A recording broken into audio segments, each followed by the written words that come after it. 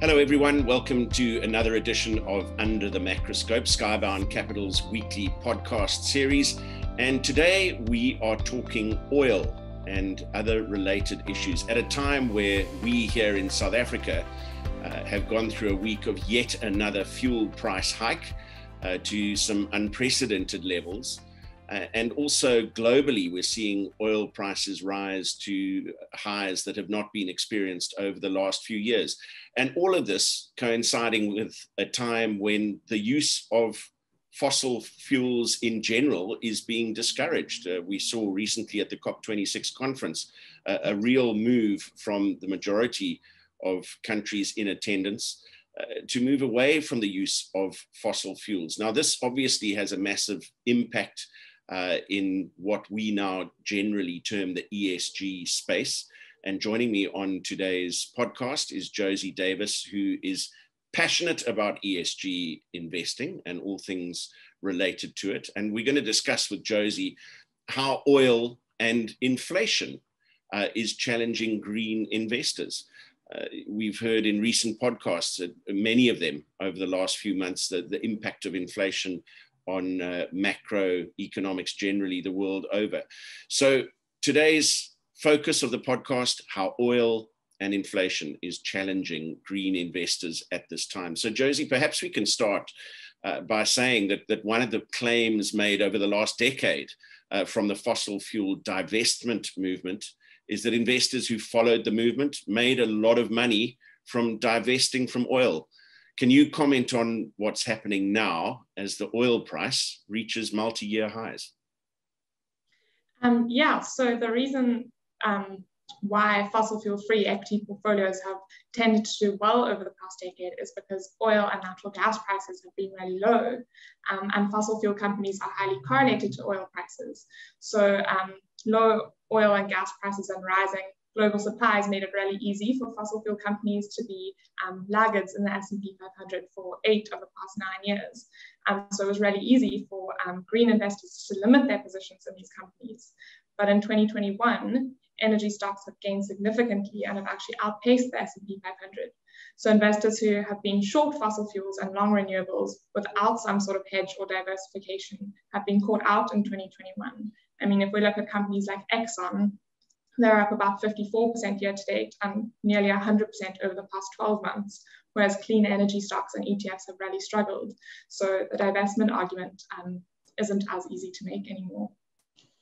And given the current environment and market conditions in the fossil fuel space in particular, some of which you've just highlighted, I mean, how has that impacted ESG or green investing? Has the approach had to change in that regard?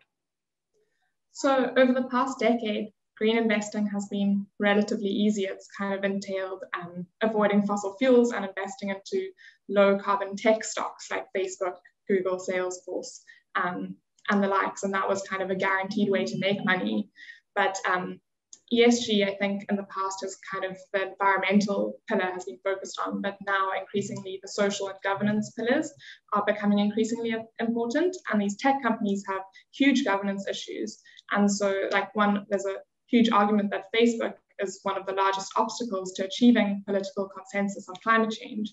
So green isn't always or isn't now the easy trade to make. And it's not really just oil prices that ESG investors have to contend with. It's also inflation. And so bank stocks may start to come into favor because as energy prices climb, bond yields also climb, and rising bond yields boosts profitability for banks. But if people don't want to be investing into fossil fuel stocks, do they want to be investing into the banks that are financing the fossil fuel industry? So ESG and green investing isn't the easy one anymore. So that raises the question of what happens to ESG investing in a rising interest rate environment. So ESG investing is actually just investing.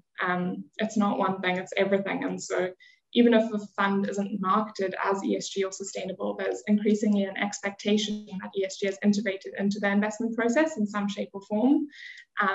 And inflation is going to impact and is already impacting investment portfolios in a lot of ways. And so, like all investors, ESG investors are going to have to think through the consequences of this.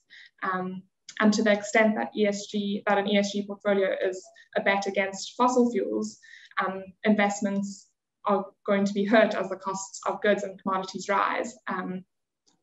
Whereas other ESG investments like land and natural infrastructure and real estate should do well. So yeah, it's just another thing that's going to have to be considered in the investment process. If I can just pick up on one thing you raised in your first answer, the first part of the answer there's an expectation that ESG components are taken into consideration. There may be an expectation, but in reality, is that happening? Is the expectation realistic? I think that there's just this realization that these risks are relevant and they're material, and so they should be considered in the investment process. I think that a lot of companies are possibly inflating the extent to which they do take them into account. So it's a tricky one to answer. Hopefully they are being included, but I think the marketing is a big part of it as well. But now also in your previous answer, you brought up the I word, which has been regularly appearing in Under the Macroscope podcast editions in recent months. Inflation. It's a familiar topic for us. We're all wary of it. We've got a watchful eye on US inflation data due to come out around the 13th of December, we believe. Obvious question then, how does an inflationary environment and inflation in general impact ESG investing? So some analysts have actually argued that ESG is a contributor to inflation. So as companies green their supply chains and pay living wages to their workers, they pass these costs onto the consumers. And Stephen Schwartzman, who's the founder and CEO of Blackstone, which is one of the world's leading investment firms, actually blamed ESG investors for the rise in oil prices because of their refusal to finance new drilling. But then on the other side, private equity gets really excited by ESG and its ability to provide cost savings and efficiencies, such as creating more energy efficient buildings. And this might offer some relief to inflation. So there are two different sides to it. But I think one of the dangers is that inflation may become an excuse not to do anything about ESG issues. And so investors may tend to go for other inflationary hedges like Treasury inflation protected notes. And I do think that some investors will use the challenges of inflation as an excuse not to do more about issues like diversity, inclusion, and things like that. So going back to our earlier topic of divestment, Josie, are you saying fossil fuel companies are a good investment in our current environment, or if not, what would be a good investment? Now, we always are at pains to say on the podcast, you know, that we're not giving advice here, but you are actively involved in this space, and we're interested to know, you know, what opportunities you are identifying in the space. Yeah, well, I would never point anyone towards the fossil fuel industry, but if we look at the last time inflation rose above 5% and oil traded above $175 a barrel, that was 2008. And today there's a lot more options for ESG or green investors. And so if we look at the energy sector, as we have been doing in this podcast, the forces of inflation and the new OPEC production agreement are counteracted to some extent by the tailwinds from COP26 and the consensus among governments and world leaders that there is urgent need for climate policy and action. And so although oil is trading up, carbon credit markets are as well. And if we look at the European emissions trading scheme, carbon permits are up more than 150% this year. They were about 30 euros a ton in January, and they're now at about 76 euros a ton. So this also highlights the diversified approach and the liquid market for green investing. And so there is a lot more optionality in the market, if we put it like that. So I also think that inflation won't derail macroeconomic or macro environmental related investment trends. So things like electric vehicles and battery development, I don't think those will go away. So those are also other options to look at besides the fossil fuel industry.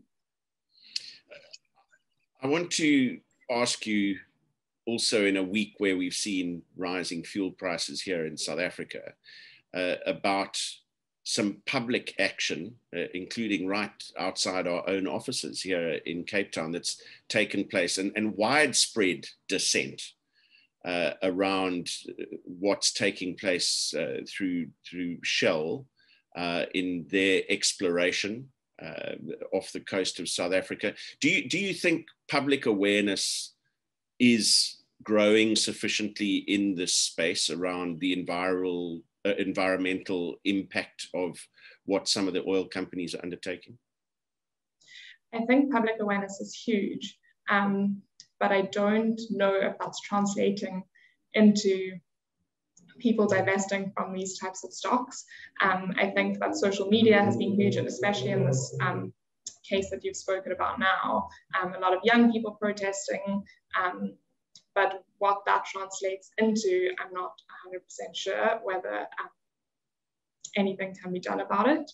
And I think that it's a lot easier to make the divestment argument when energy stocks are lower, but I think now it's harder, and it'll be interesting to see what investors do. A lot of investors have pledged to divest from energy stocks, but now with energy prices rising and these stocks going up, it's really hard to miss out on the rally in them. And although institutional investors are supposed to have long-term time horizons, doesn't mean that they don't focus on short-term profit and loss. So it'll definitely be an interesting space to watch. Well, Josie, as always, fascinating to get your views. This is it's a highly charged space, if you'll excuse the slight pun there, because there are various arguments on both sides of the divide, and it's just another issue that does seem to divide people at a macro level. But I know that you and your team continue to investigate the best possible opportunities in the ESG space, and for that we are grateful. So thanks as always for your views. Don't forget you can download the Under the Macroscope podcast at Apple, Spotify, and the Google podcast platform for Android. And all past editions of Under the Macroscope are available at www.skyboundcapital.com. Until next time on Under the Macroscope, have a great week.